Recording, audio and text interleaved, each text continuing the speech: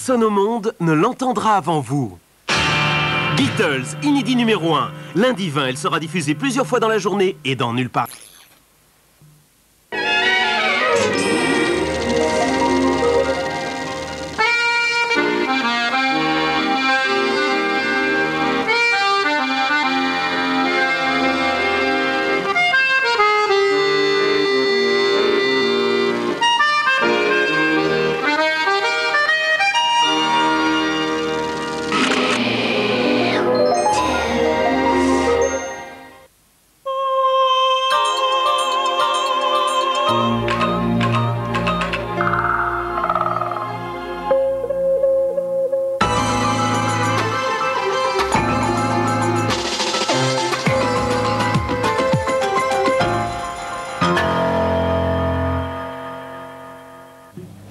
Bonjour, un attentat contre l'ambassade d'Égypte au Pakistan. Ce matin, une bombe a fait au moins 15 morts et une soixantaine de blessés. Les dégâts sont très importants. Plusieurs dizaines de kilos d'explosifs ont été utilisés, creusant un cratère de 2,50 m de profondeur et de 4 mètres de diamètre dans l'enceinte du bâtiment. Les fenêtres des ambassades voisines, dont celle de France, ont été soufflées. Une explosion entendue dans toute la capitale Islamabad. L'attentat a été revendiqué au Caire par le plus important groupe islamique armé égyptien, la Jamaat Islamiyah. En ce moment, dans la capitale égyptienne, se déroule le procès de 33 responsables des frères musulmans. Les Polonais votent pour le second tour de l'élection présidentielle. Le scrutin s'annonce très serré. Lech Walesa risque de perdre le pouvoir. Nathalie Janeta. Ils sont 28 millions appelés aux urnes aujourd'hui en Pologne. En jeu, élire le président qui conduira le pays jusqu'à l'an 2000. Les bureaux de vote sont ouverts depuis 6 h ce matin. Les deux adversaires, Lech Walesa d'abord, le président sortant, le légendaire leader de Solidarnosc. À 52 ans, ce fervent catholique continue de croire en sa bonne étoile et refuse d'abandonner sa mission, éradiquer définitivement le communisme en Pologne. Il bénéficie du soutien de l'Église. Ce matin, Monseigneur Glem, cardinal Prima, a voté pour Lech Walesa. Pour lui, il s'agit de choisir dans cette élection entre des valeurs chrétiennes et néo-païennes. Le néo-païen, c'est lui, Aleksander Kwaśniewski, arrivé en tête au premier tour il y a 15 jours. À 41 ans, Kwaśniewski, ex-communiste, veut incarner la modernité. Il danse le rap lors de ses meetings et a pour slogan « Choisissons l'avenir ». Lors du dernier débat télévisé, il résiste aux attaques de Walesa et il insiste. Il a la majorité à la diète depuis 2 ans et il pourra gouverner avec facilité, alors qu'avec Walesa président, la Pologne ne sortira pas d'une houleuse cohabitation. Les derniers sondages sont contradictoires. Ce second tour s'annonce serré. Premières estimations ce soir à 19 h. En Israël, une commission d'enquête officielle sur les défaillances de la protection du Premier ministre assassiné Yitzhak Rabin a entamé ses travaux au moment où l'on apprend que l'assassin, Yigal Amir, est un ancien agent des services secrets d'Israël. Selon l'Observer, il aurait travaillé 3 mois pour eux en 92 et c'est une carte d'identité délivrée par les services secrets qui lui aurait permis d'approcher Yitzhak Rabin. La cote de popularité de Jacques Chirac et d'Alain Juppé n'en finit plus de chuter. Selon le baromètre IFOP, le journal du dimanche, le président de la République perd 1 point par rapport au mois précédent. 27% des personnes interrogées sont satisfaites du chef de l'État. 2 points de moins pour Alain Juppé qui est désormais à 26%. On enchaîne avec un sourire, celui de la nouvelle Miss Monde. Son nom, Jacqueline Aguilera Marcano. Elle n'a que 19 ans et était auparavant Miss Venezuela.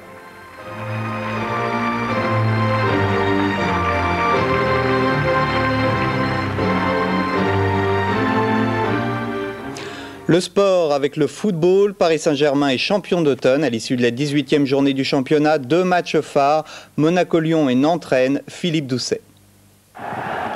Les derbys bretons se succèdent après Rennes-Guingamp. Voici Nantes-Rennes et le retour gagnant du buteur nantais Doram sur ce centre de Makelele. Nantes ne restera pas longtemps sur le devant. Rennes revient au score. Débordement d'André, remarquablement repris par Grassi. Pressing rennais dans la foulée et Doram se fait chipper un ballon qui parvient à l'ex-nantais Ziani, centre et nouveau but du Suisse Marco Grassi.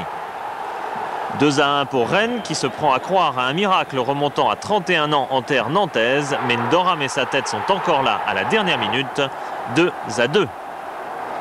Après le duel breton, la fête nationale en principauté de Monaco, mais apparemment elle était réservée aux Lyonnais et à Patouillard qui signe aux dépens de Dimeco, Dumas et Barthez le premier exploit de sa carrière à un quart d'heure de la fin. Malgré sa domination, Monaco enregistre sa 3e défaite de la saison à domicile. Confirmation à la dernière minute sur ce but de Florian Maurice. Peu de buts hormis Bordeaux face à Nice, mais inquiétude avant la Coupe d'Europe pour Dugarry, à nouveau touché à la cuisse. Seuls Strasbourg et Lyon l'emportent à l'extérieur, tandis que les 0-0 fleurissent en tête du classement pour le PSG à Lille et Metz à Guingamp. Au classement, le PSG est assuré du titre de champion d'automne une journée en avance. En gagnant ce soir sur Canal à 20h25 à Saint-Etienne, Auxerre prendrait la 2e place. Tout de suite, la météo avec Sophie Levers.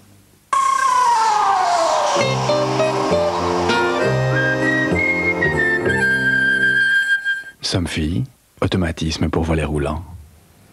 Le fond de l'air restera frais cet après-midi. La neige sera encore au programme à basse altitude sur le nord-est, mais le beau temps résistera quand même sur une bonne partie du pays. Concrètement, le ciel sera variable avec des averses sur le Nord-Pas-de-Calais et la Champagne-Ardenne. La neige tombera entre 400 et 700 mètres d'altitude sur l'Alsace, la Lorraine, la Franche-Comté et le nord des Alpes. Éclaircies et nuages se partageront le ciel sur les côtes de la Manche, le centre, la Bourgogne ainsi que sur la Corse. Partout ailleurs, le soleil sera généreux.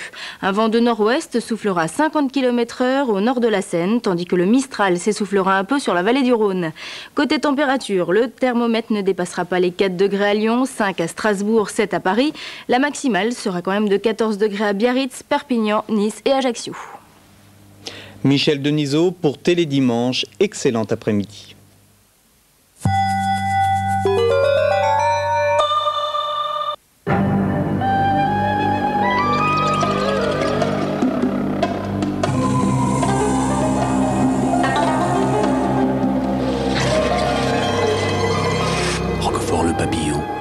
Depuis 1906. Un canapé Stener est tellement accueillant, tellement confortable, qu'on a toujours beaucoup de mal à le quitter. Canapé Stener, depuis que l'homme est debout, il n'a jamais été aussi bien assis. The world is a vampire. Fun Radio présente le nouveau Smashing Pumpkins. Un double album de 28 titres à prix très calme. Melancholy and the Infinite Sadness, c'est le nouveau Smashing Pumpkins, un monument. Les plus grands artistes unis sur un même album pour sauver notre planète. Sauvons la vie, sauvons la Terre. Entre deux pubs, on va faire un nouveau jeu. Je tire une carte. Dessus, il y a un mot, et j'ai 1 minute pour vous le faire deviner, rien qu'en le dessinant. Crayon. Main. Eh non, ça c'est un boudin, ça. Eh, grosse dindon. C'est ma mère. Trop tard. C'était truie. Une truie. Petite part. Oh, ils sont nuls. Dictionary, 2500 mots à faire deviner en un coup de crayon.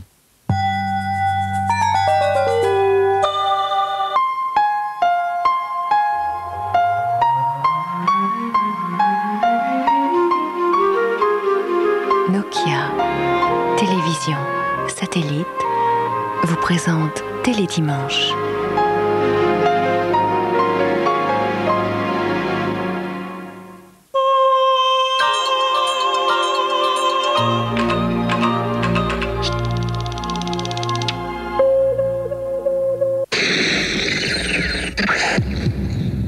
Salut, une équipe de Télédimanche était cette semaine à Alger avec les journalistes des chaînes françaises. Le danger, les pressions, la censure, toutes les difficultés des envoyés spéciaux vous seront montrées dans ce reportage. Une bonne partie de cette émission sera consacrée à l'information télévisée avec 2 invités. Jean-Luc Manot, directeur de la rédaction de France 2, et Isabelle Stas, journaliste de France 2, grièvement blessée au Rwanda l'été dernier. Nous terminerons avec Antoine Decaune qui exerce son talent outre-Manche où il est le French Lover. Les scoops de Télédimanche avec Marc-Olivier Fogiel, on commence avec Lio. Qui va devenir au mois de décembre animatrice pour TF1 puisqu'elle va présenter le show Disney de fin d'année. Tina Kieffer. Comme on n'est jamais aussi bien servi par soi-même, elle va présenter elle-même avec Philippe Alfonsi Enquête publique, le nouveau magazine de 20h50 de TF1. Lady Di. La Grande-Bretagne attend avec impatience la diffusion demain à 21h40 sur BBC One de l'interview qu'a donnée Lady Di à l'émission Panorama. Une centrale électrique supplémentaire a été mise en stand-by en cas de surconsommation d'électricité. Les télés du monde entier sont précipitées pour acheter les droits et pour la France, c'est Canal+, qui diffusera dimanche prochain à 19h30 l'interview de Lady Di. France 3 va proposer pendant les fêtes une nouvelle émission de divertissement de 20h50 qui s'intitulera Les Animaux Olympiades. Elle devrait être présentée par Yves Lecoq. Osons le numérique. C'est-à-dire que c'est une première. Jean-Pierre Elkabbach et Patrick Lelay ont donné cette semaine pour la première fois une conférence de presse commune. Et ils ont annoncé qu'ils allaient s'associer pour développer la télévision numérique par satellite. Explication des deux PDG. La technologie nous montre que le marché va être complètement ouvert. Il faut se protéger. Et là, vraiment, si on se protège dans une logique de clan gaulois, alors là, c'est sûr que l'Empire romain, il débarque. Hein. Alors, on a considéré que la tribu publique et la tribu privée, elle avait quand même intérêt à s'unir pour réfléchir à tout ça. Notre coopération satellitaire ne va pas exclure la compétition, si c'est ça qui vous inquiète, dure et stimulante que nous avons. C'est un accord de raison. Et que deux groupes de télévision se combattent à l'intérieur sur le marché national, ce n'est pas une originalité, ça se passe à peu près partout dans tous les pays du monde. Zapping.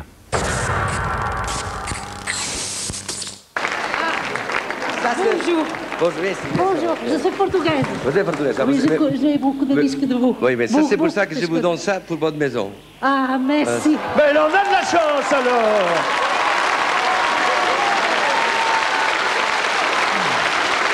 Allez-y, qu'est-ce que ça sent là? Rien. Ça sent rien? Du tout? Non. Sentez, attends, bougez pas, on va s'approcher. Là? Ça mord? Ça mord? Non, non, ça mord. Mais touchez pas, non, touchez pas, touchez pas. Non? Non, non. Non, ça sent rien. Bon. Est-ce que vous avez joué aux cartes dans votre vie, monsieur Bouvard? C'est vrai?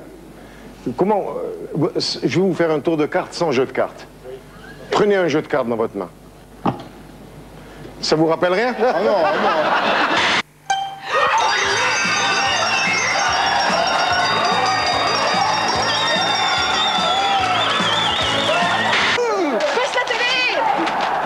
Fini, la télévision qui hurle. Le son devient trop fort? Téléconfort régule le son. Changez de chaîne, Téléconfort régule le son. Téléconfort régule le son de votre télévision, quel que soit le programme ou la chaîne. Raoul Roqueton, né le 17 février 1896, mobilisé en 1915. Décoré de la Légion d'honneur ce 11 novembre 1995. Voici une Sud-Africaine, Charmaine Boss. Un posing libre très très original. Ce qu'on a pu lui reprocher, c'est qu'elle avait un haut du corps très développé. Regardez les épaules très larges. Si vous voulez vivre jusqu'à 120 ans et 238 jours, faites comme Jeanne Calment, regardez la chance aux chansons.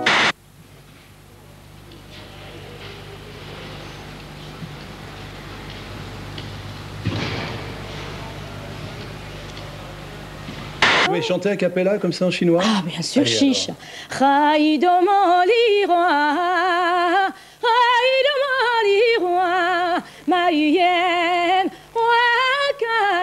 Là, il semble que Yelena Berestaya, Oleg Shtakov ait gagné en maturité. Oui, je pense, regardez un peu à la hauteur à laquelle il lance sa partenaire en l'air, c'est vraiment Ah, c'est un porteur remarquable. Impressionnant. Moi, c'est ce qui m'a le plus marqué dans ce programme, c'est à la hauteur à laquelle il puisse lancer. Regardez ça un peu, c'est vraiment hallucinant. Même si c'est un poids plume. Est-ce qu'avant de nous quitter, vous allez nous chanter encore un peu a cappella, mais en français cette fois-ci, un morceau de votre dernier disque? Vous lui direz que je suis guéri. Dans un instant, nous nous retrouvons avec Jean-Luc Manot, directeur de la rédaction de France 2.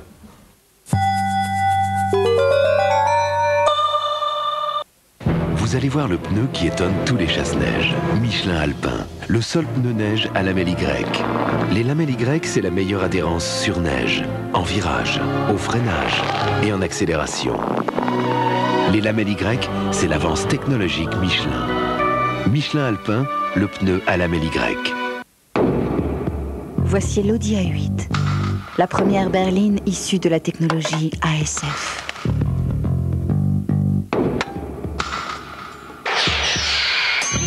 Structure et carrosserie, aluminium. Une révolution dans le comportement et la sécurité automobile. L'histoire est en marche. Rien ne pourra plus l'arrêter. Rien. Ou presque. Audi A8, technologie ASF aluminium. L'âge du fer est dépassé.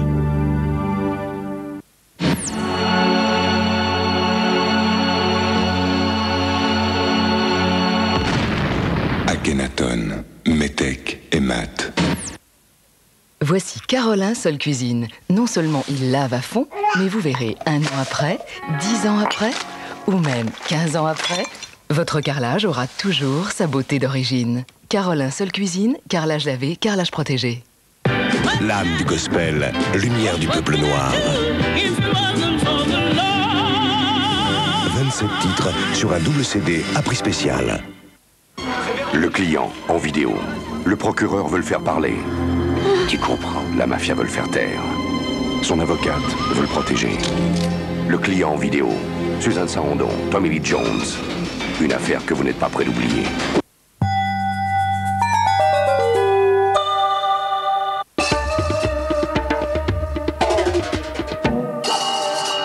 Je comprends pas. Je comprends pas comment on peut en arriver là, quoi. Comment, en si peu de temps, on peut arriver à plus s'aimer, à se détester. Qu'est-ce que tu veux que je réponde à ça, moi? Mais qu'est-ce qu'il faut que je fasse? C'est pas à moi de te le dire. C'est à toi de lui demander. Vous parlez quand même? Ah oui, ça, on se parle. Pour se parler, on se parle. Plus rien à se dire, mais ils se le disent quand même. Et quand c'est dit, c'est dit. Dimanche 26, le couple Huppert-Auteuil a du plomb dans l'aile. La séparation de Christian Vincent à 20h35. Lâche-moi! Tu vas partir? Mais lâche-moi! Tu vas partir, tu vas pas rester ici. Mais t'es fou, comment tu peux dire une chose pareille? Moi, je veux pas que tu partes, je veux pas qu'on se sépare. Personne au monde ne l'entendra avant vous. Beatles, inédit numéro 2. Jeudi, il sera diffusé plusieurs fois dans la journée et le lendemain dans une spéciale de Nulle part ailleurs.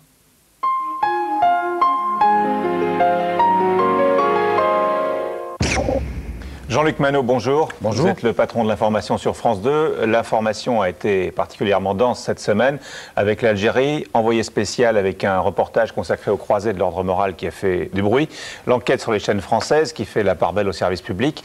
Et on va commencer par ce qu'on appelle dans notre métier un marronnier, c'est-à-dire un sujet qui revient tous les ans à la même date, c'est le prix Goncourt. C'est toujours un lundi, c'est toujours à 13h, c'est donc un match entre les deux JT de 13h, TF1 France 2, Alan Rothschild. Il est rare que dans les journaux télévisés, la couverture d'un événement particulier varie fondamentalement d'une chaîne à l'autre. Mais en ce qui concerne les prix littéraires, on note un traitement différent entre le service public et TF1, chaîne privée. Pour le plus prestigieux prix littéraire de France, le prix Goncourt, France 2 a décidé de déployer des moyens importants.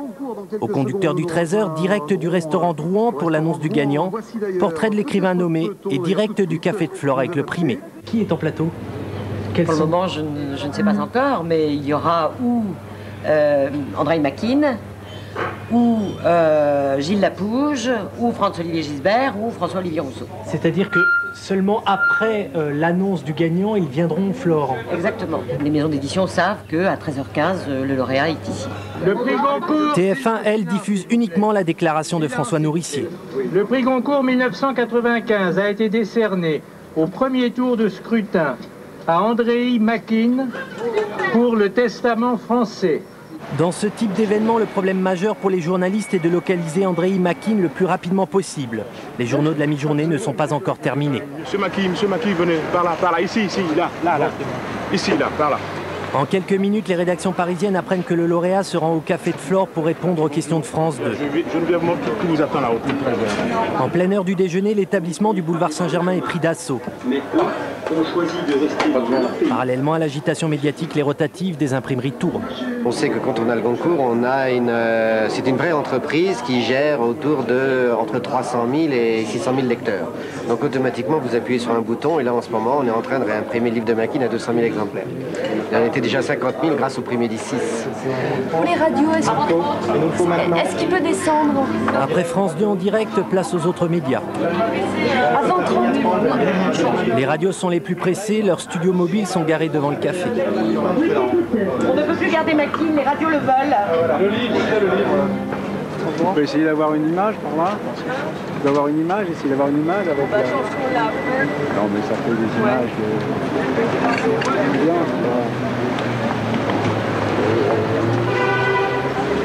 Quelle a été votre sensation tout à l'heure au moment où vous l'avez appris d'abord? C'est fait une énorme joie. Vous attendiez un tel remue-ménage médiatique? Pas du tout.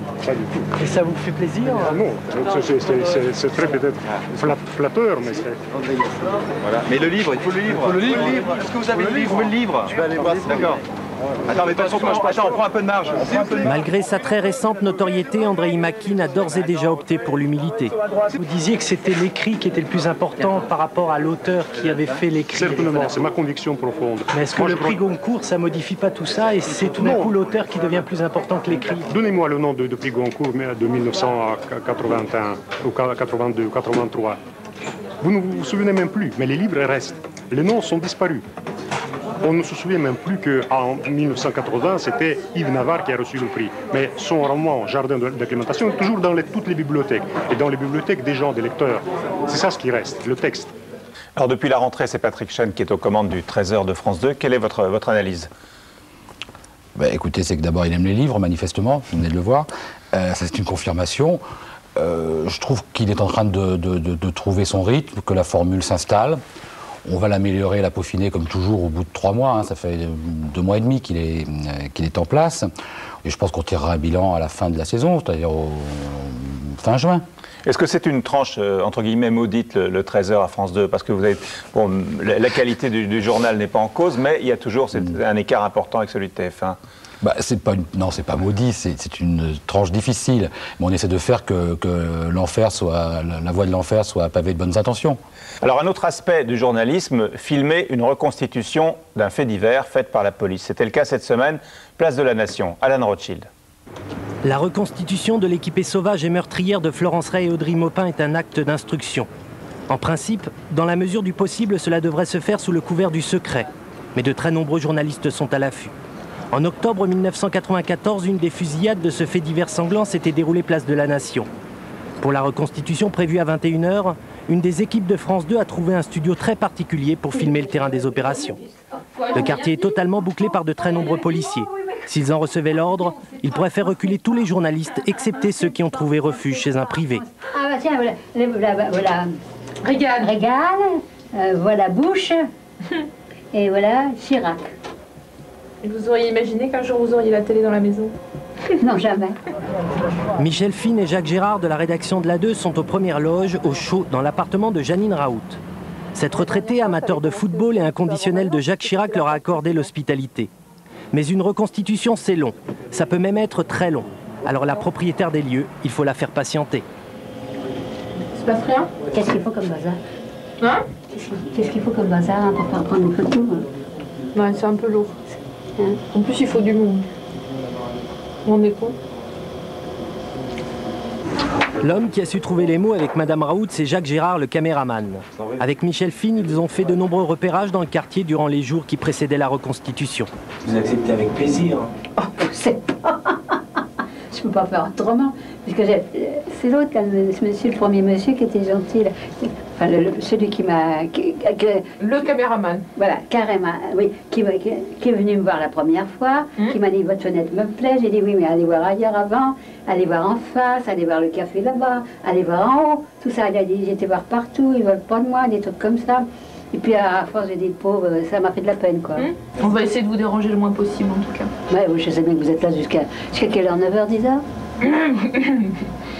Ah bon, pourquoi ça sera encore plus tard? À mon avis, ce sera un peu plus tard. Il y a 13 mois, place de la Nation, Florence Ray était impliquée dans une fusillade durant laquelle 2 policiers et un chauffeur de taxi ont été tués et 3 autres personnes blessées. Et il y a d'autres personnes qui ont essayé de venir aujourd'hui? TF1? Ça suffit comme ça. Hein. Et vous leur avez répondu quoi? Je leur ai répondu que j'avais la grippe et j'allais me coucher. Et quelle a été sa réaction? Très mauvaise.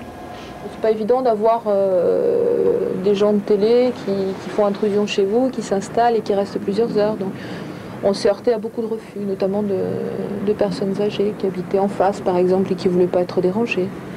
Et quelle attitude avoir quand on est journaliste, quand on arrive chez eux? La gentillesse. Ben non, elle est peut-être en train de regretter d'ailleurs. Parce qu'elle trouve que ça commence à durer. Oui, c'est un petit peu long. C'est un petit peu long. Non, elle est tellement gentille. On sait bien que chaque boulot doit se faire, quoi. Oui. À minuit, Madame Raoult a gentiment remercié tout le monde. Pour elle, il était l'heure d'aller se coucher. Pour l'équipe de France 2 et Florence Ray, la reconstitution s'est terminée aux alentours de 3 h du matin, dehors. C'est une autre facette du journalisme qui est moins connue. Ouais. Celle de pouvoir aller chez les gens par gentillesse. Je pense que l'image des journalistes n'est pas toujours bonne, mais je pense que quand ils sont polis, qui se comportent correctement et qu'ils expliquent ce qu'ils font, je pense finalement l'accueil des gens est assez bon. On l'a vu là en tout cas. Alors depuis la rentrée, vous avez supprimé l'heure de vérité et créé l'invité spécial le jeudi soir. Est-ce que vous êtes satisfait de ce changement? Oui. On a lancé une nouvelle émission, en effet, invité spécial, en prenant un énorme risque, puisqu'on l'a placé à 20h15, ce qui est quand même pas une heure facile, c'est une heure de grande écoute.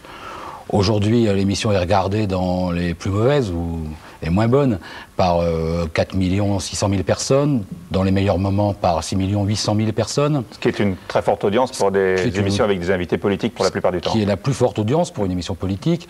Donc ça ouvre un espace de débat, ça se passe bien. C'est pas moi qui vais parler d'émissions que j'anime moi-même, en bien ou en mal.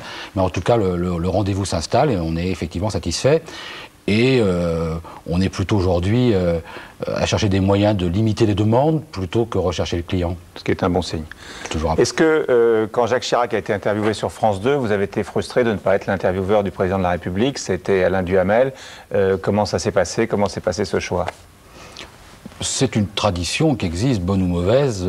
Le président de la République, ses conseillers en l'occurrence, choisissent l'intervieweur. En l'occurrence, il y en avait un, c'était Alain Duhamel. Ça s'est très bien passé. J'ai totalement confiance en Alain avec qui je travaille toutes les semaines. Je n'ai pas été frustré et je suis disponible pour en faire une autre, un de ces jours, si on veut bien de moi. Vous ne trouvez pas que cette tradition est un petit peu dépassée aujourd'hui et ça devrait être le patron de la chaîne qui décide de qui va interviewer une personne qui est interviewée sur sa chaîne, même si c'est le président de la République? On peut imaginer que ce soit une évolution intéressante à l'avenir. Vous la souhaitez? Je revendique rien, je dis simplement qu'il y a une tradition, c'est pas la même que dans d'autres pays. Je pense qu'effectivement, ce serait mieux si c'était les chaînes qui choisissaient elles-mêmes. Alors nous en venons à l'émission envoyée spéciale de jeudi. C'était un sujet épineux, enquête sur les anti-IVG. Quel a été votre rôle dans ce reportage qui mettait en cause des politiques et il y a eu beaucoup de soubresauts avant la diffusion? Est-ce que le reportage a été retouché? Alors moi, je n'ai pris au téléphone rigoureusement aucun politique sur ce reportage. D'abord parce que je fais confiance aux gens qui produisent l'émission, en l'occurrence mes amis Paul Naon et Bernard Benjamin. J'ai regardé, visionné le reportage. J'ai fait, comme sur d'autres, des observations en demandant qu'on modifie un certain nombre de choses. Le producteur était d'accord, les journalistes aussi, ils l'ont fait. Ensuite, il y a eu des plaintes en justice, des référés, une volonté d'interdiction du magazine. Qui ont été rejetés. Qui ont été rejetés. On a écouté ce que nous ont dit les juges. Et on a appliqué les décisions de justice, c'est-à-dire qu'on a fait quelques modifications, donc il y a eu 8 ou 9 modifications d'images ou de sonores, ou de choses qui ont été coupées ou modifiées, ou dans le commentaire modifié, à la demande de la justice. Alors nous allons voir quelles ont été les réactions du lendemain de la part de ceux qui ont fait l'objet de l'enquête et puis aussi des responsables de la chaîne. L'enquête réalisée par Pascal Martin et Jacques Cotta sur les lobbies et les commandos anti-avortement a déclenché de vives réactions de la part de certains protagonistes mis en cause dans le reportage. D'abord, ils sont venus nous trouver en nous disant que l'émission concernerait les valeurs, la famille dans la société. Donc ils nous ont trompés sur le thème de l'émission. Ensuite, ils ont retenu de 4 heures de tournage avec moi uniquement une séquence qui était choisie pour pouvoir faire un amalgame avec Pétain. Ils sont venus pour nous parler de questions de société et ils m'avaient dit notamment nous aborderons l'avortement. On en a parlé pendant, je crois, je n'ai pas minuté, mais peut-être 35 à 40 minutes. De ces réponses, il n'est quasiment rien resté, si ce n'est 2 minuscules petites réponses, sorties d'ailleurs du contexte de l'intervention, et il n'est resté à la fin que cet amalgame entre nous et les Chevaliers de Notre-Dame. Je crois qu'il y a un vrai problème. Le problème est le suivant, c'est que les gens qui se sont plaints et qui sont dans ce reportage, ils ne se sont pas plaints sur la démarche qui a été la nôtre. Si, officiellement. Mais le fond de la question, c'est quoi? C'est pas notre démarche qui est en cause. Ce ne sont pas les questions qu'on leur a posées. Je pense qu'à retardement, ce qui les gêne, ce sont les réponses qu'ils nous ont apportées. Les commandos hors la loi qui luttent contre l'interruption volontaire de grossesse bénéficient-ils d'une tribune avec le journal Famille chrétienne? Un rapprochement qui s'explique sans doute par les relations historiques entre familles chrétiennes et un certain ordre religieux, les Chevaliers de Notre-Dame. André Jausan, monsieur Oswald, qui a une importance considérable dans votre groupe historique, faisait partie des Chevaliers de Notre-Dame. Oui, je le crois, oui. L'abbé Molin, qui écrit fréquemment dans vos colonnes, fait partie des... L'abbé Molin a écrit... Il est chapelain des Chevaliers de Notre-Dame. Oui, et alors Jacques Mercier, je crois. Mercier est mort depuis longtemps déjà. Il est mort, mais c'est votre ancien directeur. C'est le fondateur. C'est le fondateur. Il était membre des Chevaliers de Notre-Dame. Il était, je crois, membre des Chevaliers de Notre-Dame, oui. La question qui se pose, c'est est-ce un reportage ou est-ce une défense idéologique d'un choix concernant l'avortement? C'est ça la vraie question. Quelle était l'intention des auteurs? Faire un reportage, une enquête ou défendre une thèse? La confrérie des Chevaliers de Notre-Dame, installée à la basilique de Montmartre, assure chaque année le service d'ordre de la marche intégriste de Chartres. Durant des années, cet ordre a assuré la protection de Paul Touvier au cours de sa cavale. Il y a eu une pression de l'ensemble des intervenants. Donc nous avons reçu des lettres nous disant nous ne souhaitons pas apparaître dans cette émission, nous avons été trompés et donc nous ne voulons pas que cette émission soit diffusée. Et puis alors ce à quoi on ne s'attendait mais alors absolument pas, c'est que ça remonte jusqu'à l'Assemblée nationale avec un député qui pose une question demandant l'interdiction d'un sujet. Aujourd'hui, je veux dire, nous sommes en 95, c'est plus l'ORTF. Hein. Nous avons un député qui monte à l'Assemblée nationale et qui dit « J'exige, nous exigeons, nous, que Monsieur Bernard, que ce sujet ne soit pas diffusé à la télévision française. » Dans sa réponse au député Pierre Bernard, le ministre de la Culture Philippe Douste-Blazy a confirmé que le reportage serait bien diffusé, ajoutant que la télévision n'est pas un risque pour la démocratie, mais un risque pour les dictatures. Voilà, Isabelle Stess nous a rejoint. Vous êtes journaliste à la rédaction de France 2. Vous avez travaillé pour Envoyé spécial. Vous êtes allé sur beaucoup de points chauds du globe. Vous êtes en arrêt de travail depuis l'été 94, suite à une grave blessure au Rwanda. En reportage, évidemment. Avec le recul, est-ce que vous repartiriez faire le même reportage et prendriez-vous les mêmes risques? Oui, je crois que, bon, avec le recul, je repartirai parce que... ne pas partir, bon, aujourd'hui par exemple, si on m'avait posé la question de partir en Algérie, bien sûr j'aurais réfléchi, mais je crois que ne pas partir m'aurait rendu encore plus malade peut-être que d'y aller, quels que soient les risques. J'imagine que pendant ce laps de temps qui n'est pas encore terminé pour vous, d'arrêt, vous avez revu cette situation que vous avez vécue au Rwanda. Comment ça s'est passé et est-ce que vous pensez que ça aurait pu se passer autrement? Non, moi je n'ai aucun regret, enfin j'estime vraiment avoir fait mon travail ce jour-là. C'est vrai que bon, les guerres civiles en Afrique... Mais n'êtes-vous pas allé trop loin? Non.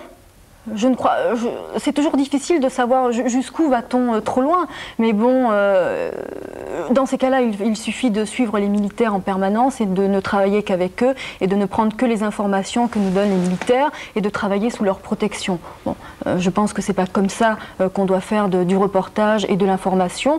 Ce jour-là, nous avons pris, comme tous les journalistes, le chemin qui menait vers le front. Un front, c'est très impalpable. Peut-être sommes-nous allés 500 mètres, 1 kilomètre plus loin que les autres, et voilà ce qui est arrivé. Nous n'avons pas été pris pour cible parce que nous étions journalistes. Je crois qu'il faut bien savoir ça, c'est différent de ce qui se passe en Algérie par exemple aujourd'hui. C'est la guerre, bon, je crois que n'importe qui serait passé sur cette route à ce moment-là et aurait malheureusement subi notre sort, mais bon. On ne peut pas faire le métier de reporter sur les points chauds du globe sans prendre de risques. Est-ce que le jeu en vaut la chandelle? C'est oui, je crois que oui. Et une fois encore, je n'ai aucun regret. Bon, j'ai beaucoup souffert après ce qui s'est passé. Je m'en sors très bien. Beaucoup de mes confrères n'ont pas eu cette chance. Moi, j'ai gardé ma jambe. Il y en a d'autres qui l'ont perdue, qui sont morts. Et je crois aussi qu'il faut savoir rester humble, parce que nous, en tant que journalistes français ou occidentaux, nous avons le choix d'aller sur ces terrains-là et nous prenons des risques ponctuels. Par exemple, aujourd'hui, pour des journalistes algériens, c'est un autre combat qui demande, je crois, encore beaucoup plus de courage, puisque tous les matins, il faut se lever et pour écrire, on risque sa vie. Je crois que bon, ces gens nous donnent une grande leçon de courage et d'humilité. Et oui, le jeu en vaut la chandelle, oui. Pourquoi aimez-vous ce métier ? J'aime ce métier parce que, bon, sans être journaliste, tout simplement, en tant qu'individu, je me sens très concernée et très touchée par tout ce qui se passe. Et je crois que, bon, c'est ma manière, je ne fais pas de politique, bon, je ne suis pas médecin, je ne sauve pas des vies, c'est peut-être ma manière de militer contre l'indifférence, contre l'ignorance, et j'ai la naïveté peut-être de croire qu'en faisant ce métier, on peut arriver à changer des choses, ou en tout cas à influer sur le cours des choses. Jean-Luc Manot, quel est le rôle d'un patron de l'information lorsqu'il y a des journalistes qui sont sur des points chauds comme celui-là? De bien réfléchir avant de les envoyer, de s'assurer qu'ils ont la compétence et une forme d'expérience, en tout cas d'assurance pour faire face aux dangers. et les accompagner au téléphone ou le plus régulièrement possible quand ça devient difficile. Et je veux dire quand même, parce que j'ai envie de le dire, donc, que je suis toujours ému quand j'entends Isabelle parler de ça. C'est pas parce qu'il faut être ému, c'est parce que on en parlait pas mal ces derniers temps et que je suis vraiment ému et que je veux tirer un coup de chapeau à elle, mais à travers elle, à beaucoup de gens, de journalistes qui se battent, qui payent de leur vie. Et de temps en temps, quand j'entends des critiques sur vous devriez faire comme ça, pourquoi vous avez monté le truc devant, et pourquoi la télé, elle ne fait pas ci, elle ne fait pas ça, je dis bon, on peut discuter de tout, il faut discuter de tout, mais d'abord, il faut se dire que c'est utile, que faire ce métier est utile, et qu'il y a des gens qui le payent. Alors cette semaine se sont déroulées les élections présidentielles en Algérie. Vous êtes allé en Algérie déjà pour des reportages, mais bon, il y a un certain temps. Le travail là-bas est aussi très contrôlé. Ce fut le cas encore ces jours-ci. La censure existe. Pour travailler, les journalistes français ont dû se plier parfois aux mesures de sécurité imposées par les autorités ou alors en prenant un minimum de risques. Isabelle Billet, Pascal Épée et Gérard Vico sont allés sur place avec les journalistes français.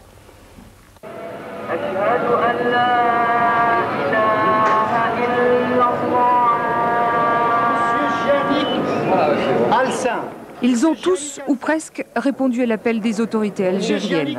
Dans le hall de l'hôtel Horaci, où l'ensemble de la presse a été consigné, les journalistes, un à un, sont invités à monter dans 2 minibus qui vont les conduire sur les lieux de reportage. C'était prévu longtemps à l'avance, ça, ou pas? Ouais, nous, on a essayé de faire ça clando à 2 ou 3, et il y en a plusieurs qui ont essayé de faire la même chose. En fait, au bout du compte, on s'est retrouvé 40. Est-ce que vous savez où on vous emmène? Non, non. Est-ce que vous savez ce que vous allez filmer? Moi, je sais ce que je vais filmer.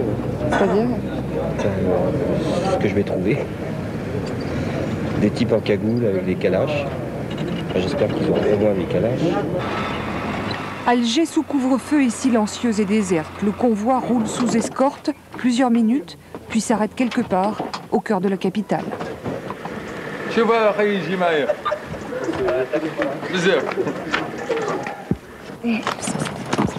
Qu'est-ce que vous faites là? On fait la même chose que nos camarades, on filme le guerrier. Ça ressemble à quoi? De quoi, le guerrier? Une tortue ninja avec un AK-47. Vous la trouvez comment, cette situation? Assez grand guignolesque, quand même. C'est-à-dire? C'est surréaliste, quoi. Je sais pas, dans une ville, en plein couvre-feu, où tout est fermé, tout est éteint, et on filme un type qui pose comme une, je sais pas, une star de magazine. Vous lui avez demandé de poser? Ben non, je sais pas. Je débarquais, là, tout le monde était autour de lui. Je sais pas si quelqu'un lui a demandé, apparemment oui, parce qu'il se prête assez facilement aux jeux, en tous les cas. Comment vous allez vous en servir de ça? Je sais pas encore. J'en sais rien. La promenade très officielle du convoi de journalistes durera 2h30. 5 arrêts, 5 checkpoints et toujours les mêmes scènes, les unités d'élite de la gendarmerie algérienne en faction. À 4h du matin, la perplexité des journalistes laisse place à la lassitude. Le convoi est reconduit à l'hôtel. Vous allez filmer, si je filme le monsieur. C'est moi qu'on filme. Le monsieur qui parle. Vous en faites pas. Oui, oui, on est accrédité pour couvrir les élections ici. Arrivés depuis plusieurs jours, les équipes de France 2 ont décidé ce matin de sillonner la capitale algérienne. C'est une équipe légère qui tourne hors des convois officiels, mais pas tout à fait seule. Elle s'est attachée les services d'une sécurité privée plus discrète, plus rapide, moins contraignante. 6 gardes du corps armés, souvent d'anciens policiers, encadrent les lieux de tournage. Les journalistes, eux, sont priés de respecter 2 règles, éviter de revenir 2 fois sur le même lieu et une fois sur place, rester le moins longtemps possible. Je trouve qu'on sent les gens extrêmement tendus. Hein. Il y a une grosse crainte, grosse crainte. Mais à l'extérieur... Vous avez vu, quand on a tourné à la mairie, le climat était hyper tendu. Est-ce qu'on se fait pas un peu des idées aussi, à force d'être ultra protégé? Non, non, je pense que Ali nous disait, qui est quelqu'un qui connaît bien la situation, il disait que les 3 jours les plus périlleux, c'est aujourd'hui, demain et après-demain. Donne. Hervé Brusini est à Alger pour enregistrer dans la matinée les plateaux d'une édition spéciale Algérie du journal. Sa diffusion est prévue ce soir à 20h, à la veille du scrutin.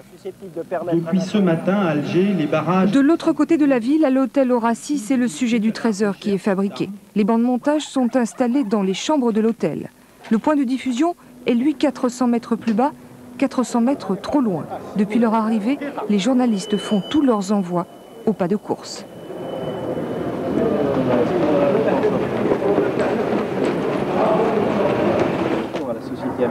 En milieu d'après-midi, à moins de 4 heures de sa diffusion, l'édition spéciale Algérie, qui se prépare depuis 10 jours, commence à vaciller. Il n'y a plus de direct, on a été averti de ça il y a moins d'1 heure. Et donc ça veut dire qu'il faut que tout soit enregistré. Et ça, c'est une grosse accélération du travail, très grosse. Voilà, mais on le dira qu'on n'a pas pu faire du direct parce qu'on n'avait pas le droit. C'est comme ça, c'est la règle du jeu, ici, aujourd'hui, à la veille des élections. Pas de direct, il reste donc la solution du différé. La chaîne a bloqué 2 heures de retransmission par satellite pour envoyer ces images. Premier rendez-vous à 16 heures, les cassettes sont prêtes à partir, mais à Alger, les commandes ne répondent plus. Ça bloque d'ici.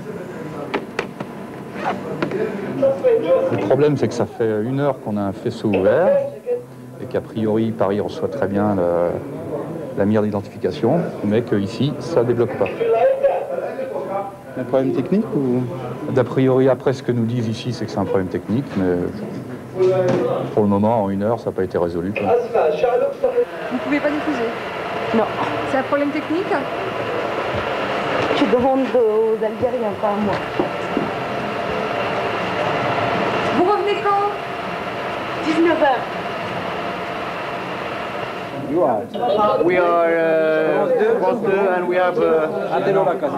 À 19h30, France 2 est de retour pour essayer à nouveau d'envoyer ces images. À ses côtés, les équipes de France 3 diffusent ce soir leur reportage et se préparent pour un direct.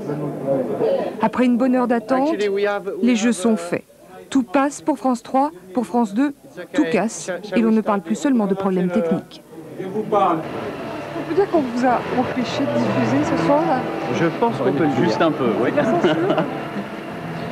On nous a empêché de diffuser. Justifié comment? Aucune justification. Oui, et à cet instant du journal, je me dois quand même de vous signaler que nous voulions vous présenter cette page spéciale en direct d'Alger, mais que cela n'a pas été possible du fait des autorités algériennes qui ont, c'est le mot qui convient, censurer cette diffusion. Il semblerait que certaines personnes pensaient que nous avions interviewé M. Djaballah, qui est le responsable d'un tout petit parti islamiste qui s'appelle Ennahda, ce qui était totalement faux. Je ne sais pas d'où est venu ce bruit. Et ça déplaisait à certaines personnes qui devaient craindre que, étant donné qu'Antenne 2 est beaucoup regardé ici, ça ait eu une influence éventuelle sur le vote, quoi. Alger, jour du scrutin présidentiel. L'hôtel Horaci, surnommé le bunker par les journalistes, est presque devenu une forteresse. Les forces de sécurité se sont démultipliées, plus de 800 policiers pour surveiller les allées et venues de 200 journalistes.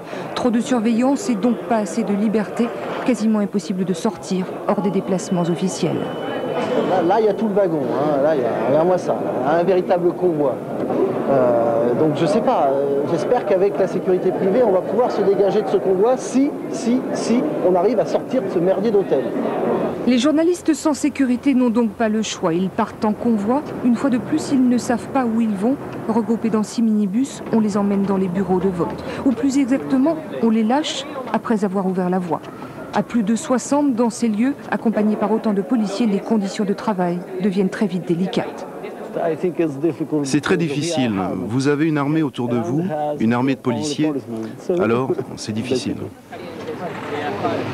Moi je reste là.